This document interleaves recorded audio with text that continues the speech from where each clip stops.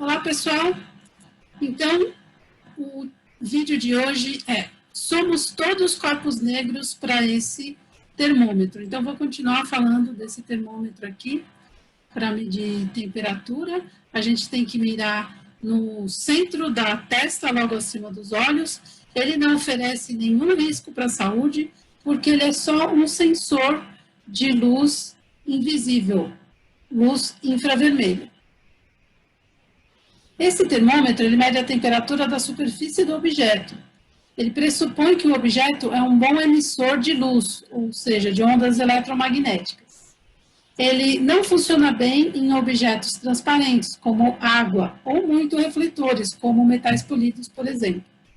No meu vídeo, O Piso Não Está Frio, eu mostrei várias medidas e os modos de utilização desse termômetro. A medicina, ela se importa com a temperatura interna do nosso corpo. Por isso, os termômetros antigos são colocados na boca ou na axila. A temperatura da superfície do nosso corpo é menor que a temperatura interna do nosso corpo. No modo cabeça, como eu mostrei lá no vídeo O Piso Não Está Frio, no modo cabeça, ele mede a temperatura da superfície e faz cálculos para determinar a temperatura interna, mas isso supõe o centro da testa.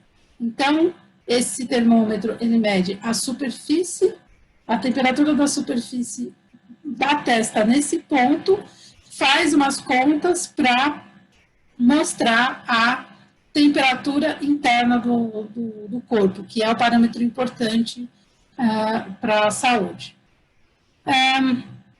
Se a gente usar em qualquer outra parte do corpo, a medida vai estar errada. Se tivesse correta a medida de temperatura que tem sido feita na entrada de vários lugares para controle da contaminação por Covid-19, né, pelo vírus da Covid-19, se essa medida tivesse correta, ele estaria mostrando que muita gente está com hipotermia. E boa parte das pessoas não sabem do erro. Então, essa medida incorreta não vai achar ninguém com febre. Esse termômetro, ele coleta o infravermelho emitido pelo corpo. Então, entra aqui nesse funilzinho. E ele focaliza num transdutor. O transdutor é uma coisa que vai transformar o calor em sinal elétrico, e o sinal elétrico vai ser interpretado por um circuito eletrônico. O transdutor de temperatura mais barato, um dos mais baratos que a gente tem disponíveis atualmente, são os termopares, que são feitos de 2 metais. Então, eu estou supondo que esse termômetro utiliza esse tipo de transdutor, um termopar. Então, o funil na entrada, aqui tem uma foto da entrada, ele tem que estar perpendicular à superfície do objeto que você vai medir a temperatura. Porque são os mesmos princípios da ótica feita com luz visível. Os raios caminham em linha reta, o que a gente chama de ótica geométrica. Então, a gente tem que usar esse termômetro na posição vertical, se a pessoa estiver de pé. No canal Manual do Mundo, tem um vídeo bem bacana que se chama Não Te Contaram Tudo sobre o termômetro de testa. É um vídeo bem bacana também, eu recomendo sobre esse tipo de termômetro.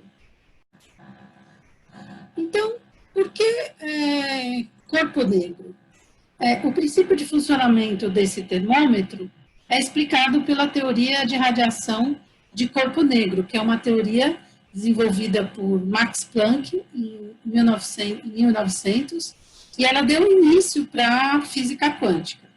Ela vai explicar sobre a luz emitida por corpos que são tanto bons absorvedores quanto bons emissores de luz. E aqui, nesse contexto, luz, aqui está significando tanto luz invisível quanto luz visível, ou seja, a gente está falando do espectro eletromagnético. Então, aqui, corpo negro está relacionado com uma teoria de física. Mas quem está interessado em questões raciais e arte, estou indicando aqui esse meu vídeo curtinho de 3 minutos, que é sobre uma exposição concebida pelo historiador e artista do hip hop Webster. E nessa exposição tem ilustrações do tipo história em quadrinho, baseadas em descrições precisas de fugitivos da escravidão, publicados em jornais do Quebec no final do século XVIII. E tem obra de vários artistas, os nomes estão aqui. Eu recomendo, é um vídeo curtinho e é muito bacana. Então, como a gente aqui está falando de luz visível e luz invisível, a gente vai ver esse videozinho aqui sobre luz invisível, mostrando o infravermelho. Então, eu tenho aqui 3 controles remotos de aparelhos eletrônicos aqui de casa. Eles se comunicam com os aparelhos eletrônicos com LEDs de infravermelho, que ficam aqui na ponta, mas a olho nu a gente não vê essa luz emitida de infravermelho, porque é uma luz invisível. Mas com a câmera do meu celular, que eu estou filmando agora, a gente pode perceber. Então, se eu apontar para a câmera do celular, câmera digital, ela vê esse LED, vê esse LED também, e vê o LED desse controle também. Mas a olho nu a gente não consegue ver isso. Você pode ver na sua casa aí, onde você tiver um controle remoto de aparelho eletrônico, você pode filmar com a sua câmera digital do seu celular. Então, algumas câmeras digitais, elas conseguem detectar uma parte do infravermelho que é próximo à região do visível. E esses controles remotos de televisão e aparelho de som, por exemplo, eles não são infravermelho térmico e eles têm um comprimento de onda por volta de 1,5 micrômetros, sendo que 1 micrômetro é 1 milésimo de milímetro. Então, 1 milímetro é 1 milésimo de metro, 1 micrômetro é 1 milésimo de milímetro. Então, aqui nós temos o espectro eletromagnético. A gente chama de espectro eletromagnético todos esses tipos de ondas eletromagnéticas que a gente classifica em ondas de rádio, micro-ondas, infravermelho, visível, luz visível, ultravioleta, raio-x e raio gama. As ondas de TV estão aqui perto junto com as ondas de rádio.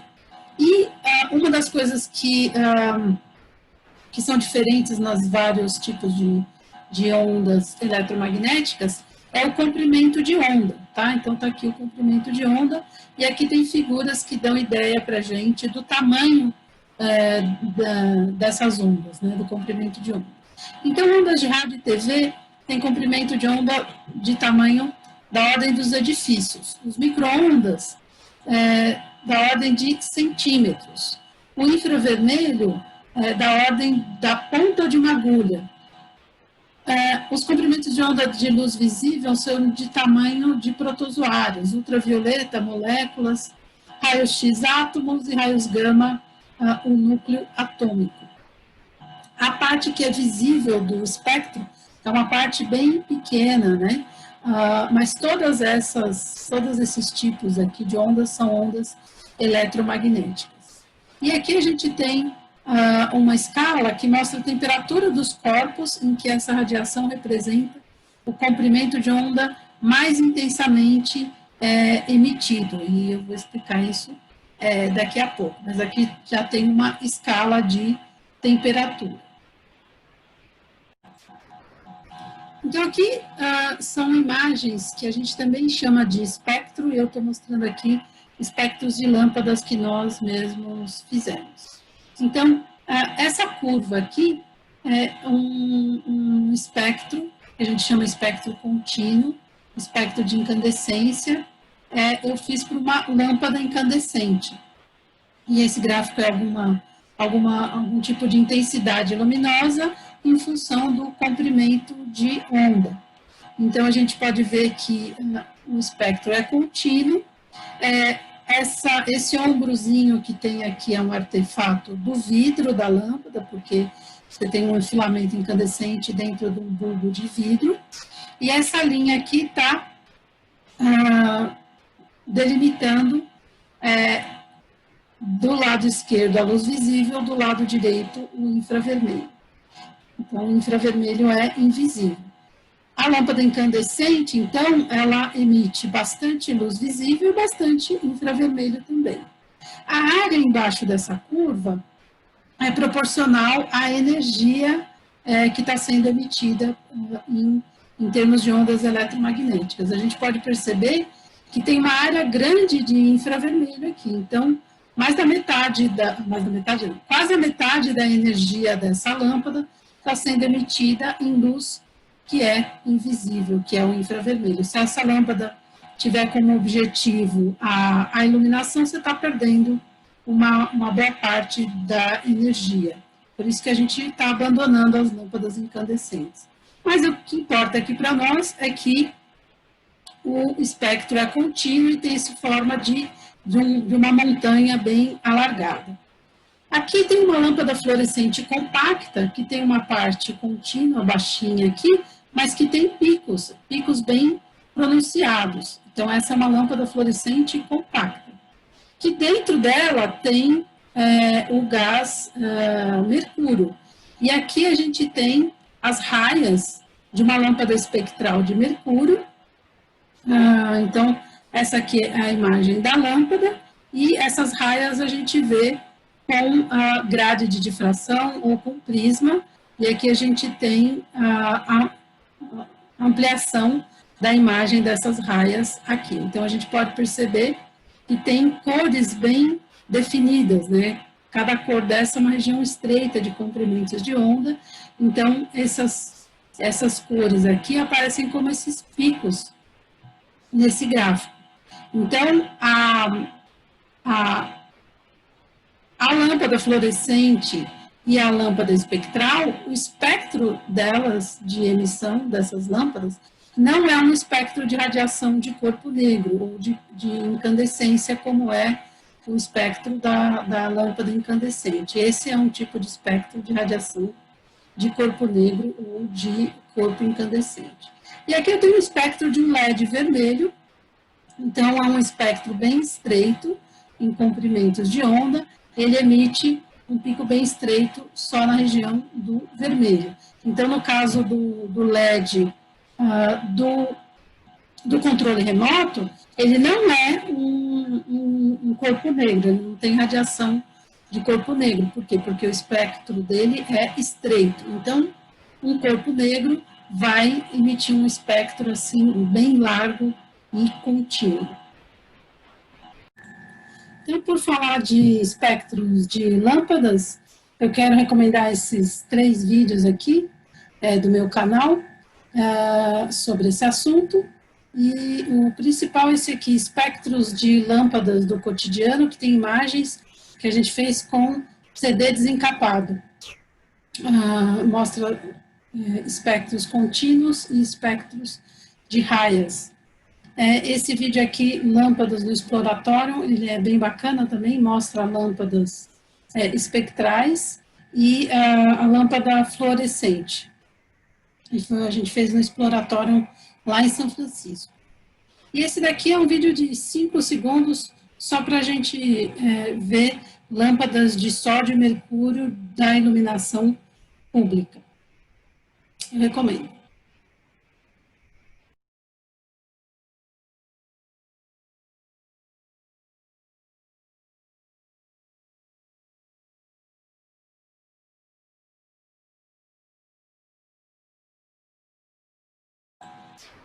Então, aqui a gente tem um gráfico parecido com o gráfico da lâmpada incandescente, a gente também chama esse daqui de espectro de radiação de corpo negro, ou espectro de incandescência, ou espectro de emissão contínua. Aqui é densidade de energia espectral, é uma grandeza parecida com do gráfico anterior. E a gente pode ver que você tem curvas para cada temperatura. Então, a gente tem, para cada temperatura de um corpo, que obedece esse tipo que emite esse tipo de radiação de corpo negro, de espectro de corpo negro, você tem essa montanha larga, numa região muito grande de comprimentos de onda, e conforme você vai aumentando a temperatura do corpo, essa curva vai aumentando de altura, então vai aumentando a área embaixo da curva, ou seja, vai aumentando a quantidade de energia que esse corpo está emitindo em ondas eletromagnéticas, e o pico, o ponto mais alto dessa curva, vai estar sendo deslocada para a esquerda, aqui na região de menores comprimentos de onda. Então, quanto mais quente tiver o corpo, menor é a posição do pico, em termos de comprimentos de onda. Esse tipo, então, de espectro, a gente consegue perceber esse tipo de espectro para corpos incandescentes, para estrelas e para nós, enfim, para qualquer objeto que a gente queira medir a temperatura com esse tipo de termômetro. Mas, o que tem de diferente? Os corpos incandescentes e as estrelas, elas emitem, além de infravermelho, elas emitem luz visível também e podem emitir outros tipos de ondas eletromagnéticas, como raio-x, ultravioleta, né? Então, por exemplo, o nosso Sol, que é uma estrela, o nosso Sol tem uma temperatura maior do que 5.500 kelvins, então é uma curva ainda mais alta e um pouco mais para a esquerda. O nosso Sol, ele emite também, além da luz visível, que a gente usa do Sol, ele emite infravermelho, ele emite ultravioleta, raio-x. Essa região aqui, próxima do meio micrômetro, é a região do visível. Na verdade, o visível vai de 0,4 até 0,7 micrômetros, ou de 400 a 700 nanômetros. Então, essa região aqui é a região do visível. Então, corpos que têm temperatura maior do que 3.500 kelvins ou 3.200 graus Celsius, elas emitem na região do visível. Então, esses corpos vão estar emitindo luz. São corpos incandescentes. E eles emitem também bastante infravermelho. A região aqui, acima de 0,7 micrômetros, é a região de infravermelho. Só que nós vamos emitir somente na região do infravermelho. Quando a gente apaga a luz, a gente não consegue se ver no espelho se não tiver luz ambiente. Nós não emitimos luz visível, né? A nossa curva é uma curva parecida com essa, mas ela vai ser bem baixinha, porque a gente está numa temperatura bem menor do que essa, e vai ser completamente na região do infravermelho.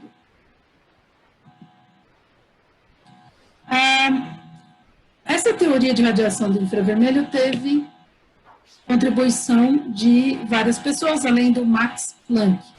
Então, tem a lei de Stefan Boltzmann, que ela fala que a energia emitida por um corpo negro, ela é proporcional à temperatura elevada à quarta potência, a temperatura em Kelvin elevada à quarta potência. Isso significa que quanto mais quente está o objeto, mais energia ele está emitindo, energia de ondas eletromagnéticas. Novamente, essa energia a gente pode ver pela área embaixo da curva, dessa curva aqui. Outra pessoa que trabalhou com isso foi o Wien. E a gente tem a lei de deslocamento de Wien, que diz que quanto mais quente está o corpo, menor é o comprimento de onda do ponto mais alto dessa curva. O maior é a frequência do ponto mais alto, se você fizer esse gráfico em frequência. Se o gráfico for aqui em comprimentos de onda, significa que quanto mais quente, os comprimentos de onda vão diminuindo, quanto maior a temperatura. Então, essas são outras leis relacionadas à radiação de corpo negro. Essas curvas que estão aparecendo aqui, elas são curvas com a expressão dada por Max Planck em 1900. E o Max Planck, para chegar na expressão dessas curvas, né, já tinha muitos dados experimentais na época dele, mas ninguém sabia explicar esse espectro de incandescência. Então, para ele explicar esse espectro, e ele deu uma curva matemática, uma fórmula matemática que descreve essas curvas aqui, ele fez uma suposição que foi a energia dos átomos é quantizada. Então, ele pensou que os constituintes da matéria, né, no caso a gente chama de átomos, ela não pode assumir qualquer valor, só alguns valores. Isso a gente chama de um valor quantizado. Ele não pode assumir valores dentro de um intervalo contínuo. Quer dizer, dentro de um intervalo, ele não pode assumir valores que variam continuamente, só alguns valores. Isso que significa uma grandeza ser quantizada. Então, o Planck, para explicar isso daqui, ele quantizou a energia dos átomos, né? Ele fez essa suposição. Para ele era uma suposição temporária, ele não acreditava que isso fosse verdade, porque na física clássica a energia não tinha por que ser quantizada. Então ele fez como uma suposição temporária e ele achou que depois ele ou outros iam explicar melhor essa questão. E para descontentamento dele, ninguém desmentiu essa suposição dele e a gente, na verdade, isso deu nascimento à mecânica quântica, né, à física quântica, e hoje a gente sabe que realmente a energia dos átomos é quantizada. Isso foi em 1900. Depois, 5 anos depois, Albert Einstein, ele quantizou a energia da luz. Então, enquanto Planck quantiza a energia dos átomos, Einstein quantizou a energia da luz.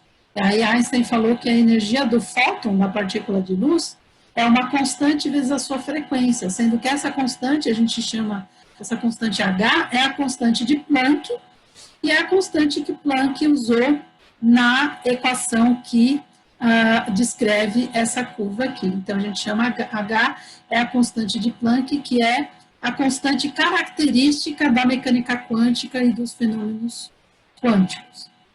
Então, Planck deu a equação para essa curva e dentro dessa equação já tinha essa constante que daí Einstein, né, e hoje a gente chama de constante de Planck.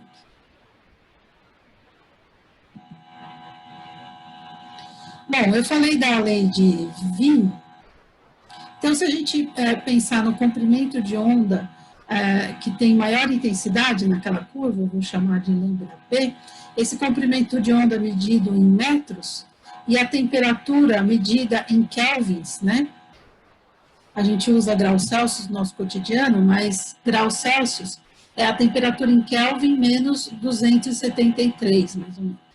Então, a lei de Wien é essa lei aqui, que dá esse comprimento de onda do pico, né, da maior intensidade, é uma constante dividido pela temperatura. Então, se a gente pensar na temperatura do nosso corpo, a temperatura normal, 36,5 graus Celsius, a gente tem em kelvins 309 kelvins. Se a gente colocar nessa equação aqui, a gente encontra um comprimento de onda de 9,4 micrômetros. Então, um ser humano com temperatura normal vai emitir um espectro de radiação de corpo negro, como aquele que eu mostrei para vocês, sendo que o ponto mais alto daquela montanha vai estar em 9,4 micrômetros. E entre as temperaturas de 0 graus Celsius e 100 graus Celsius, a gente tem comprimentos de onda de mais ou menos 11 micrômetros e mais ou menos 7 micrômetros. Então, esse nosso termômetro aqui, ele funciona para picos de comprimento de onda entre mais ou menos 8 e 10 micrômetros. Bom, esse termômetro a infravermelho, ele está sendo muito utilizado no nosso cotidiano hoje. E por quê? Por 3 motivos básicos. A medida é rápida, como vocês já viram nesse vídeo, o piso não está frio. Ele tem um custo baixo, não é um equipamento muito caro, e principalmente ele não tem contato, né? Então, para evitar o coronavírus, né, o novo coronavírus, a gente evita o contato. Bom, desde 1901 já se usa termômetros que a gente chama de pirômetros. Então, esse é um tipo de pirômetro também.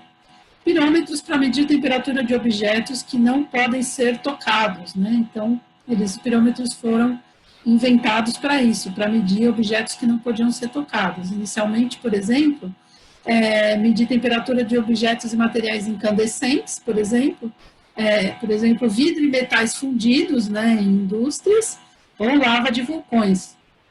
Então, um objeto que está nessa temperatura, você não pode encostar um termômetro convencional, digamos assim, né, para medir temperatura desses objetos. Então, os termômetros foram inventados para medir temperatura sem contato. Atualmente, os pirômetros que podem ser usados com uma distância maior do objeto, não é o caso desse termômetro aqui, mas esses que podem ser usados com uma distância maior, eles têm uma mira a laser para facilitar a operação. Esse é um laser fraco, mas nenhum laser deve ser apontado para os olhos. Então, se você pretende usar um outro tipo de termômetro para medir sua temperatura, esses aparelhos, em geral, permitem desligar o laser. Mas esse tipo de termômetro a laser, né, não é a laser, mas com essa ponteira laser, ele não é indicado para medir a temperatura humana interna na testa, a não ser que ele tenha alguma função especial para isso. Porque senão ele só vai indicar a temperatura superficial e não vai ser um parâmetro de saúde. Conclusão. Conhecer os princípios físicos de funcionamento dos aparelhos pode nos ajudar a operá-los corretamente. E, além disso, é muito bom a gente conhecer o universo que a gente vive, não é? Eu gosto bastante. Esse vídeo é dedicado principalmente para o pessoal de conceitos de ótica experimental, fundamentos de física e métodos físicos para a detecção de biodiversidade. Hoje é só, pessoal. Tchau!